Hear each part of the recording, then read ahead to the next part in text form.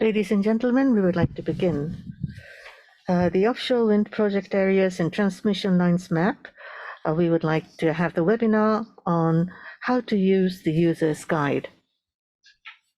And thank you very much for joining us. The webinar hosted by the Renewable Energy Institute.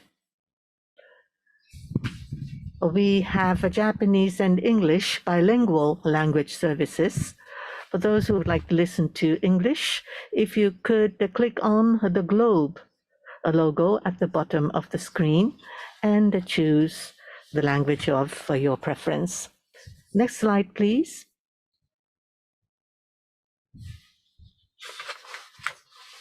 Now, this is the time schedule for today's webinar. There will be 30 minutes, the explanation on how to use the guide, and the remaining 30 minutes will be used for question and answers. Starting with explanation on how to use the user's guide, we will have senior researchers, Ms. Kudo Homika, to explain on the offshore wind project areas, and for transmission lines, the map, senior researcher, Mr. Kimura, will explain how to access the map on the website, or please use this QR code. And as for the questions, if you could click on the Q&A logo at the bottom of the Zoom screen, and if you could write in your question by text. And as much as possible, we would like to give the answer to your questions. If there is not enough time, we will always be responding to your questions at a later date. Now, immediately, starting with the offshore wind project areas. So, Mr. Kudo, would you like to start? Ms. Kudo. Thank you. This is Kudo from the REI. And I will be explaining how to use the guide for the offshore wind project areas. I would like to share the screen. Now, as for this map, we have put into the map two things that we would like you to utilize. First of all, to explain on the map at a glance the stage of development of the offshore wind. There has been the zones being designated under the Renewable Energy Sea Area Utilization Act. And there are national projects outside of the renewables energy ongoing as well. And we would like to present them all in one map at a glance, and also provide in English the language. And you will be able to utilize, and you will be able to have a grid information which is indispensable when it comes to the offshore wind for different areas. The transmission operators are individually publishing the information, but we would like to have a nationwide map to be presented at a glance and also in the English version. The offshore wind project areas and transmission lines to be put on one and same map. This is quite unusual, so I very much hope that you will be able to utilize this map. In today's seminar, the manual that you will be able to download and the Japanese language version will be put on the slides on the screen. And those of you who would like to look at the English version, you can download from our website. So immediately, we would like to actually go into the map. Now, if you access the top page of the REI website, you can see the OSW project areas and transmission lines map. If you click on this, then the map that we have created will appear on the screen. And on the left-hand side, you can see the manual as to how to handle this map. You will be able to access the manual, the English version. If you would click on the language at the right-hand side top, if you click on English, everything will turn into English language. And at the very bottom, there's instruction manual. So if you click on the instruction manual, you can see the English version of the map. Now, let me go into the content. In this manual, how to work the map and the detailed explanation will be given. As for the offshore wind project areas, once every 2 months, and for transmission lines, we will regularly renew the map. And the information that you have downloaded, you can freely utilize such information. But if you're a quote, please put on the credit of the map. Now, for the home page, how to utilize the map.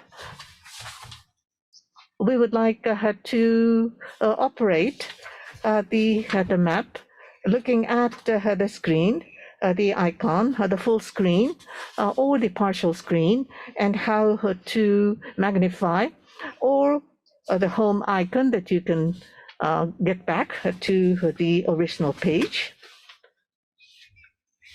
And for economic data and the individual pages will be explained. For transmission lines and substations, Mr. Kimura will explain. So what I would like to do is to explain on the other parts. And immediately starting with the offshore wind project areas. You can see 6 different colors to indicate the stage of development. And on the right-hand side, the fully commissioned under development and the promotion zone, as well as promising zone under the Sea Area Utilization Act. And where it says others, it does not be a designated area for the offshore wind per se, but there may be government the demonstration project ongoing, or where there used to be a wind farm, but now it is decommissioned and being dismantled, are also indicated.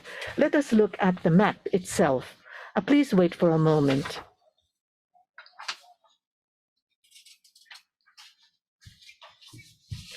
On the default page, you can see the offshore wind project areas, and also transmission lines will be indicated.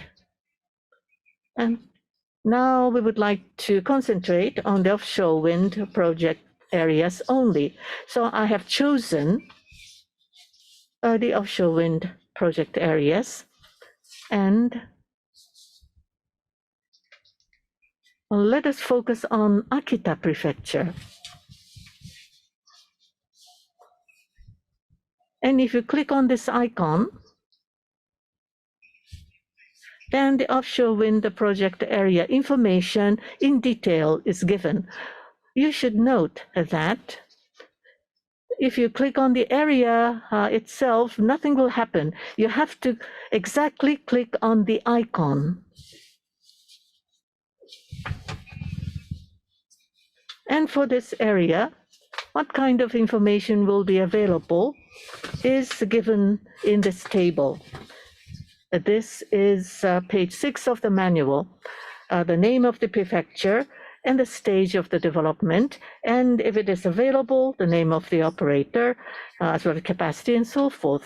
The original source has been taken from METI and other sources, press releases from the operators and such.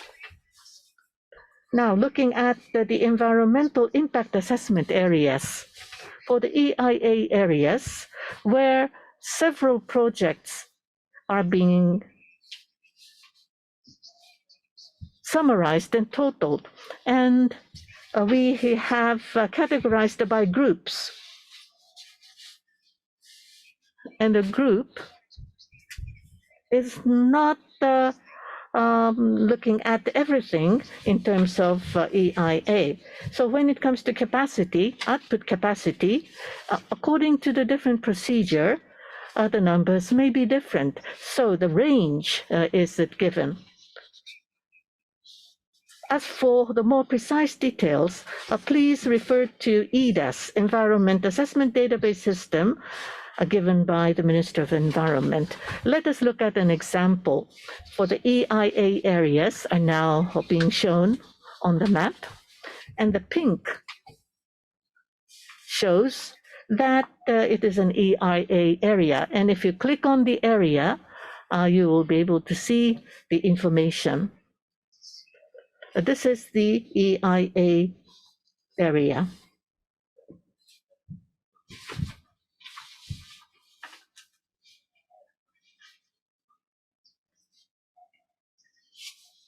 Next, turning to ports. For the offshore wind, ports are very important. So to indicate the location of the port, the data and information have been input into this map. Now, if you click on the port, the location will be given. And on the point of the port, if you click on it, then the information of that port will be given. It takes a little bit of time. For example, looking at Akita Prefecture, the ports and harbors information are given. As for the GPS information and such are not yet given in this data. We will continue to consider how we will be able to provide such data. And the origin of the information source is MDA situational indication linkages operated by Japan Coast Guard. Turning to fishery rights. Fishery rights are quite critical and important when it comes to offshore wind farm development because there are fishery rights. Fishermen are very important players. And the types of fishery rights, there are 3 in particular. And which type is given on the map. And I would like to show you one example. For Akita Prefecture, nearby, you can see that these are the fishery rights designation. When you select an area, which type of fishery right is being designated is given. In this case example, it is common fishery right. Next, turning to distance from shore as well as water depth. Distance from shore and water depth, when you develop offshore wind farm, they are very important information. For distance from shore, by 10 kilometers up to 30 kilometers are given. Because the territorial sea is about 22 kilometers offshore, and the boundary between the EEZ and the territorial sea is between 20 kilometer and 30 kilometer lines, but closer to 20 kilometer lines. And also the difference between the offshore and the terrestrial based the wind the farm. The water depth, the darker means deeper water depth. And distance from shore, as well as water depth. If you click on both, you will be able to see the data presented on the map. And as for the background will also change. On the default map, we use a topographic map. But if you change to OpenStreetMap, you can check the highways and streets as well.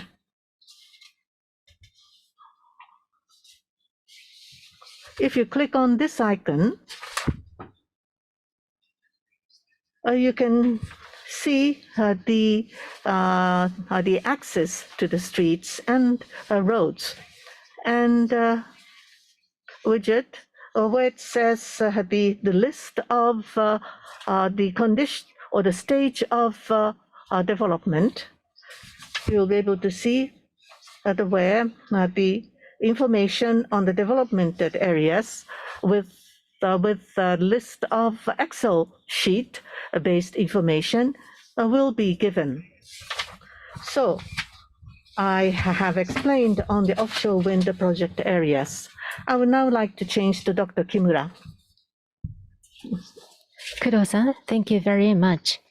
Like I mentioned at the outset, at the bottom, if you click the globe mark at the bottom saying interpretation, you will be able to switch between the language. And during the Q&A, we can entertain questions from you, and you can type in the chat as well. Dr. Kimura, please proceed. Well, I will continue, and I will talk about the information about transmission lines and substations. Now, going back to the page 8 of the same slide, we are sharing the information regarding transmission lines and substations, and the URLs are listed, and I'd like to click the URL and share the information of how database is organized in regard to transmission line, substation, the transmission operator, as well as general transmission companies. All these, the general transmission and distribution companies, TSO, is also shown. And for AC, there are 2 volts, 500 kV, 220 to 275, 100 to 187 kV, and 60 to 77 kV. And substations are marked in black dots. And for the DC, dotted lines is used. And for the transmission lines operated by TSO, 22 kV and 33 kV, but for that, this time we've overlooked or not listed at this point in time. And also 66 kV of a voltage. Sometimes it is very hard to locate the transmission lines, and if it is difficult, we are not covering such transmission lines at this moment. And 500 kV and we see it is a purple lines, and 220 to 207, it's a dark red or orange, and 100 and 187 is a orange, and 66 to 77 kV, yellow is used. And therefore, let's take a look at the actual database. Now, if you access to this site, and on default basis, as Ms. Kudo mentioned earlier, for offshore wind and so forth is listed, but if you click the transmission lines, and there is the lines which are the broad area operators is managing, which means that 200 kV or higher are shown on the map as a default basis. If you magnify, and let's focus on the Tohoku area where the ocean offshore wind power is really prevalent. When you magnify, to some extent, you will only have a 2 top voltages in only transmission lines you will see. But if you magnify further down, there will be lower voltage transmission line is also going to be presented as well. I will go into the detail of this map. But before that, please be reminded the following information. As you are fully aware, and probably most of you are aware, in each area and based upon TSO, the voltage is quite different. Therefore, 66 to 77, 100 and 187, or 220 to 275, and 500, there are only 4 classifications applied for this map. And for the detail, please refer as follows. As you can see on this slide, let's take a look at the specific map to describe the data. Now, regarding the interregional transmission lines, this is a North Kita DC lines. And this is a DC, which means that the wide area operators are managing, and therefore the numbering is assigned by ourselves, for example, 1 out of 10 and so forth. And for the transmission lines, the North DC or number of circuits and also the capacities as far as we know with listed information. And for the ACs, This is a Tohoku power network. This is a Imabetsu trunk line, and this is a branch from Shinkita Honsen, and this is a 275 kV transmission line, and number 155, 155. That is a number assigned by Tohoku Power, and Imabetsu main transmission lines. And if the name is assigned in this way, and if no further information available, and it is just a blank. Let's go into the further detail. For this slide, this is a Hirauchi line.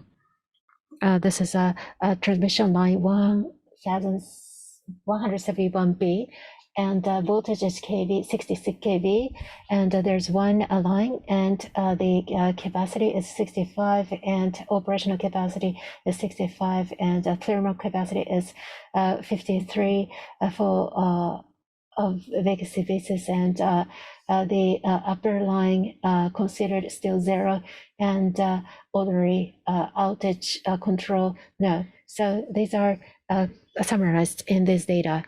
Then let me add further. Where did I capture the data to reflect to this database? And as you can see, there is a TSO where the vacant or available the transmission line capacity used, and Tohoku Denryoku Network is now click, and let's look at that. And to be more specific, for each area, the transmission line situation is now being described, and a CSV or either PDF that you can download for Tohoku every month, or even more frequently. Tohoku Denryoku is updating the data, and we are picking up that updates, and we are reflecting on the database. However, for the TSO, they usually update more often than ourselves, and therefore for us it's just a reference data. And if you need to dive into the very accurate data, then please visit the website of each TSO, and they will be able to see the data. Now, this is specifically the information which we use. Then possibility of output control and so forth. So in ordinary time, and a yes or no is described in this way. Then that is starting from non-farm the connections and better efficiency of grid connections in this way. All these new regulations are reflected and posting information in this way.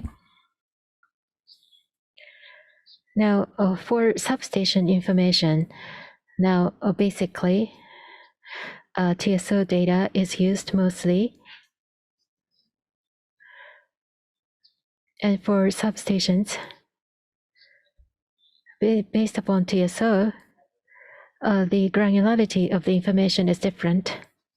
Therefore, this is considered beta version. We are still assessing which one to be posted and what should not be.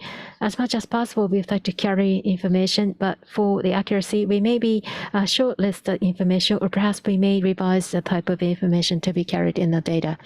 So these are the transmission lines as well as substations. That is all for myself. Thank you very much.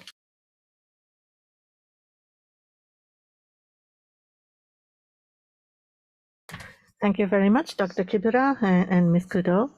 There are several questions already received through the Q&A box, and some have already been responded to. But as I have said at the outset, I very much hope that you will be able to utilize this map. And when you are to quote, if you could credit the institutes. Now, we would like to open for questions. Now, how are the boundaries of the prefectures and municipalities are being shown on the map? I would like to ask Ms. Kudo to respond. Thank you for the question. On the map, we are not showing any boundaries of the municipalities or the prefectures. And even the national, the geographic the institutes are not indicating on their map, because on the sea area, the boundaries are often not indicated. But when you extend the line from the boundary on the land between the prefectures. I believe that may be the boundary. That may be the image you have in your mind, but legally speaking, that is not the case. Now, if you would like to look at the information that could be of some reference, if you look at the OpenStreetMap, then you can see the extended line indicated on the map, and that could be one source of information. That's all. Next question. For KV 67 and above, if we find that it is difficult to identify and we are not listing the lines, so it is just a manual-based approach. And what is the proportion that you're not listing out of the transmission lines? And in a rough ballpark number, if you could preambulate, Professor Kimura, yes. Dr. Kimura, yes. And 60 kV or above, and if it is very difficult to locate the transmission lines, to be very honest, it is different area by area. To be more specific, for some of the areas, we are able to locate all of these. And some areas are having a very high likelihood of not being able to locate. We are trying to improve the accuracy. So we enjoyed very good accuracy in area versus not. East part of Japan is not being able to locate well. And impossible to locate. Lines are fewer in western part of the Japan. And we will improve accuracy going forward. That is all. Thank you. So it's different by location, but in a nutshell, how much are you able to cover? On a nationwide average is probably 80%, 90% are covered in our map, but based upon some areas, we only attain, for example, 70% or so forth, and we need to further improve the accuracy of that. So area you mean is that is an area where the power supply is made. So it is not the east or west, but it's like the area covered by Tohoku Power and so forth. Right. Tohoku Power Network and Hokkaido Power Network. Some are areas where we have difficulty in locating the transmission lines, and therefore we are analyzing one by one. Understand, thank you very much. So just a caveat is that this is a better version because of this circumstance. There are two more questions. There are two questions from the same person. The first question is, the subsea transmission lines and the onshore transmission lines, how are they distinguished? And also for the substations, how about the substations onshore and offshore?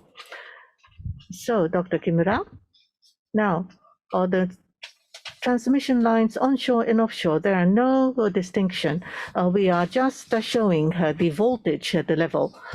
But for the subsea transmission, it is indicated on the sea, so you can see that it is undersea transmission lines. As for the substations, there are right now no offshore substations in Japan. There used to be one substation offshore Fukushima, but that has been dismantled. So right now, there are no offshore substations. Now, if there are new offshore substations being built, we will indicate on the map. Thank you. There are other questions. Now, transmission line information, are you using open infrastructure map data? Are you using that data? Well, we are not using open infrastructure map at all. Basically, the Geospatial Information Authority of Japan is preparing the transmission lines, yet these data are not fully updated. On top of that, there are some information which we purchase, and if still some are lacking, we are using the satellite information and updating fully. So TSO's general information, satellite information is used to update the Geospatial Information Authority of Japan's data. That is all. Thank you very much. From that point of view, so there's a data set and just simply applying. That is not what you do. You're looking at the map and you are bottom up the data. So going forward, are you going to add the functions to be able to download the transmission line data going forward? Yes, am I to respond? Yes, please. Yes, we are not considering to make it usable on a download basis. in the future, it could be provided with a fee and charge to be provided. But since this is a beta version, we are still considering. There are inquiries being received, but as I have said earlier, we are looking at the different sets of data on manual basis, looking at consistencies. And since this is a beta version, we are not thinking about of making it open, but as soon as possible, we would like to move from a beta version to the official version. And even though on a charged basis, we will be able to provide much more information, I hope that you will be able to utilize the information. Since this is valuable data, what is being assumed as who are to be the users and when to be used. So for offshore wind, from Ms. Kudo and from Dr. Kimura on transmission lines, if you could please respond. As for the offshore wind farms and projects on a broader basis, people would like to know what is happening in which areas. We thought that generally speaking, many people would like to know of the information. So we wanted to create a map where you will be able to see on one same map all the different information. And especially for the foreigners, where they would like to see what is the stage of development. So that is another the purpose and goal for creating this map for the offshore wind. For transmission lines, like Kudo-san mentioned earlier, for offshore wind development, the transmission lines are necessary, and whether there is a grid connection available or not, and how much capacity do they have, and this information is critical, and such information can be accessed from the overseas players and developers, and of course, if someone real experts about the Japanese system, and you will be able to look for the data based upon the TSO's publication and so forth, and you will be able to start a very thorough analysis. On the other hand, particularly overseas developers and other players at large may want to access to the information in a transparent way. So this is a primary or the frontier information so that that will be very important and better access for all of the players and information for further development of offshore wind. And the information is provided for that purposes. That is our assumption. Thank you. Thank you. There are two more questions.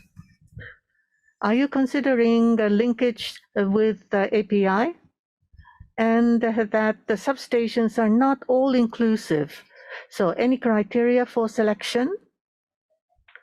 For the API linkage, as we have explained in data provision, we would like to deepen the content and substance and in some form, including possibility on a charged basis, we will consider providing the information. As for the substations, in the case of TSOs, the situation changes from time to time. For the high voltage, for 500 or 275 a voltage on temporary basis, we do put on the map, but on other cases, especially in the urban areas, where you cannot easily see the substations, we were not able to grasp every information available. And there are cases where data are not available to the full extent. So on the granular basis, there are discrepancies. But if we can concentrate on certain granular levels, perhaps we can reduce the number of substations. We are also considering that possibility, but in any case, this is the beta version, so we have provided all the information we have at hand, but we would like to make it as easy as possible for you to see in the future. In regard to offshore wind, there is another question. The first question is that now there is a development map of offshore wind, and by publishing this data, then how you intend to provide the data? Would that be how do you expect this map to be used, and how did the gather fishery rates information? Thank you very much for the question. First of all, the main objective of this map is, as you indicated, both of the scenarios are applicable in the current Japan, how the development is conducted, and those of the parties interested in wind power, be it operator, be it municipalities, or maybe the government people, and everything we need to be clearly visible and accessible. So that was a basic concept. It is not just for the Japanese players, but also for overseas players. We want to make it very clear and transparent, and that is the first purpose of making this map. And in regard to the collection of information regarding fishery rights, as manual stipulates, now, the Coast Guard data exists, that which is part of the national government, where there is the information provision for the oceanic information, and that is called UNISIL for short. And UNISIL is providing information, and that is accessible via API. So that data is the baseline, and we reflected based upon that. That is all. Thank you very much. Thank you very much. Now, there are follow-up questions. Now, the water depth has been categorized into 4 categories. Is there anything to do with the technology? Yes, just as you say. The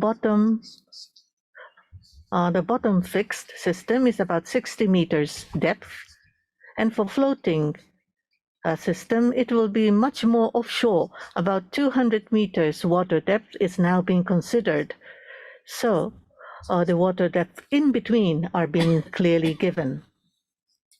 In addition, EIA and environment data is something that was questioned. And for the environment data, some of the information is reflective of the Ministry of Environment information, and there's no updates attached at this point. And as I mentioned at outset, in regard to the frequency of updates, Kudo-san, Kimura-san, both could you answer how frequent that information will be updated? Thank you for the question. The updates is going to be at initial stage once in 2 months is something that we consider, because that zoning information will be updated in such a frequency or even slower, and environmental impact information is also once a month updates, and therefore we think that once in 2 months that we are going to update. But it seems that every time that some new news flows around, and we want to update this information as early as possible. Therefore, we intend to upload information more. Once in 3 weeks is something that we do at this point in time. Thank you. Dr. Kimura, please. Thank you.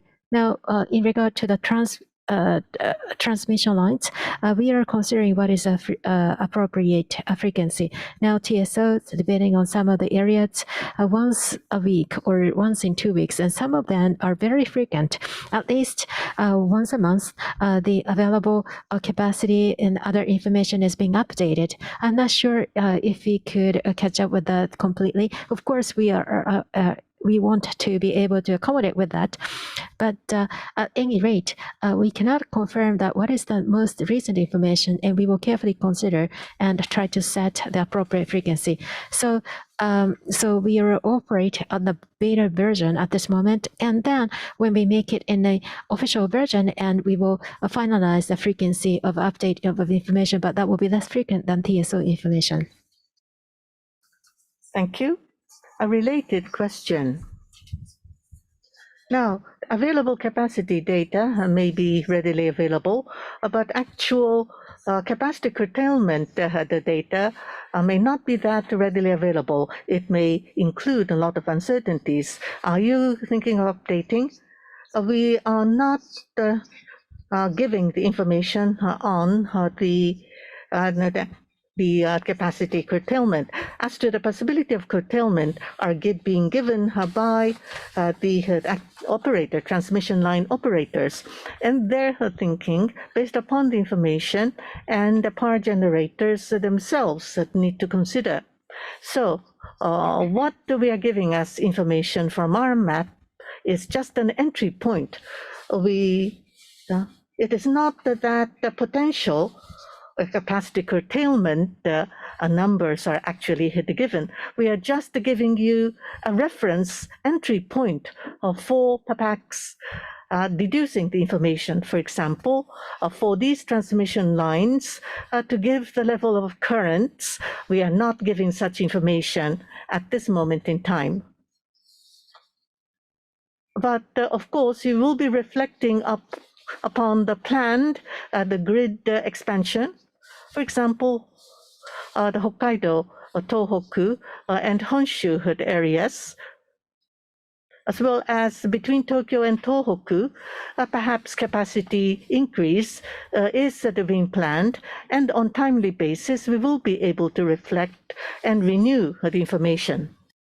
There is another major information. In the case where generator and turbines are completely stopped, are there any online monitoring system that you're going to put in place as well? What is your answer to that? That is a very big, ambitious plan. Our information is not a real-time based at all. It is a updates of every month or a few weeks time, and a real-time current be transparent from this map. That is not how this map is designed, and therefore, unfortunately, we will not consider a real-time based online power current information at this point. But how about that when you click on generator, then there will be too much of information. That's one thing. But also what we are operating, which is the demand and supply chart, that is also not a real time. And also in Japan, there's no classification by the fuel source, and therefore all the thermal power plant was just one classification. That is actually updated with a time lag about 2 months, and utilization ratio is going to be visible. That is also posted on the same website. So if you could refer to that, be appreciated. Thank you. There are 2 more questions. This could be some detailed question, but the registration office, are you thinking to overlay with the map there as well? And when you upgrade from beta version to the official version, will there be a major change and also changes in the transmission lines and so forth? I don't know what you mean by the map available at the registry. So do I understand that the map included in the registration? No, we are not thinking about this at all. No, there will no possibility of overlaying with that map. When changing and upgrading from beta version to the official version, the basic design will be the same, but the accuracy level will be improved. And we will decide to what extent we will be providing the information, and we will make it more frequent as to the renewal frequency. Now, the ocean protective area, can they display at the same time? At this point, protective areas of ocean are not displayed on this map. And what information should I add going forward? We need to closely examine. Then I'd like to use your insights into one of the reference for our discussions going forward. Thank you very much. Now we have 15 more minutes, and I think we exhausted all of the questions. So if you have any further questions, please contact REI. One point at this point, the existing installations, how much of existing installations, what you're asking about, I'm not sure. Kudo-san and Kimura-san, can you respond to this question? Perhaps not. Then if you could ask more questions if you need more information. So Renewable Energy Institute, that we are thinking of a big symposium in 2 weeks' time. And we are able to show this on the slide. So it is coming soon on the 20th of June from 1:30 to 5:30. And we are going to unlock the potential of the Japanese offshore wind. And we are hosting the symposium a lot. And we are talking about how to utilize the ocean areas and how to utilize the human resources. And there's a much potential for the offshore. And when we go a more distant area of the ocean and how we're going to tap into that opportunity, that is one topic. And another problem is that those of people who are getting involved in offshore wind is very limited. We need to, on the full speed, to be able to grow the talents. Otherwise, our industry will not be successful. So on these topics, we'd like to discuss. And I look forward to your kind of participation, and please consider participating in that. Kuro-san and Kimura-san, please turn on your camera once again. And once again, thank you all very much for your cooperation. There are several questions that you have received. Thank you for asking these questions. Sorry, we are making haste. And the areas where it is considered to have a en-bloc basis. If you could distinguish between the ordinary operators, transmission operators, and TSOs, that would be easily understandable. As for those, the en-bloc consideration process, this is something to do with the offshore or the wind farm development as well. To what extent we will be able to display. But this is one idea. We have never considered this, and thank you very much for suggesting this. The distinction between the substations and the general users allocation to be distinguished, yes, we will consider this. And for the 4C offshore, the mapping results of the subsea transmission lines are being made public in the map to be released in the future. Will you be including this detailed information? 4C offshores are providing maps, and there are other maps being made available. But in Japan, the offshore the windmills and the subsea transmission lines, there are not that many the numbers. As far as we can grasp the information, we will be able to provide information. The distinction that we are making is the general transmission operators and the TSOs. That is the only distinction we made.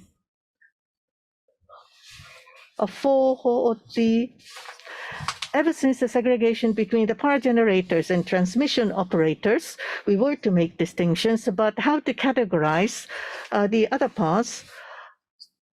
For the offshore windmills, it may be easier for you to understand. Yes, we will continue to consider how to display them and to make the distinction.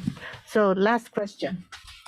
Last question is, I'm not sure we are prepared to answer this one, but your intent to label the vessel route, and also is it possible to install a float-based platform over the vessel routes? There's no display of oceanic line routes or vessel routes on the map. In our map, we are not displaying such a vessel routes at this point. And question is, that what additional information should we provide going forward when we discuss that topic? Your insight is quite useful. Thank you very much. And in regard to question number 2, is a float platform be installed on top of the vessel routes? And that is particularly the topic of how the vessel routes versus the offshore wind power station could be installed. And that is a further discussion which we need to explore. And there are already precedents of using vessel routes and establishing the float-based platform of wind power. And of course, that will be intervening with the vessel routes. So are there any ways to avoid a particular point of a route or is there any alternatives, and all these will be examined, and a final permit is going to be granted. So it is not intentional to establish a float-based platform on top of the vessel routes. However, sometimes there will be a conflict, and power producers, and also the vessel operators and the national or the local governments who have a jurisdiction over this will have to clarify on that. But earlier, some questions that we were not able to answer, we heard some answers. Now, what may be the existing facilities percentage right at this moment in time? What may be the utilization rate? This would be for the offshore floating type or the transmission lines? If the two researchers will be able to respond to the question, I cannot really understand. I'm sorry, but I cannot really understand the intent of the question. Now, if you could ask the question once again to the inquiry, to the Institute, we will definitely make sure to give you the answer. So we would like to end the webinar. Now, I hope to meet you again through webinars as well as international conferences in the future. Thank you. And I would like to thank all of you for your kind cooperation. One thing about the navigation the route, it has been put into the Umishuru, that is to say, the Japan Coast Guard's MDA situational indication linkage.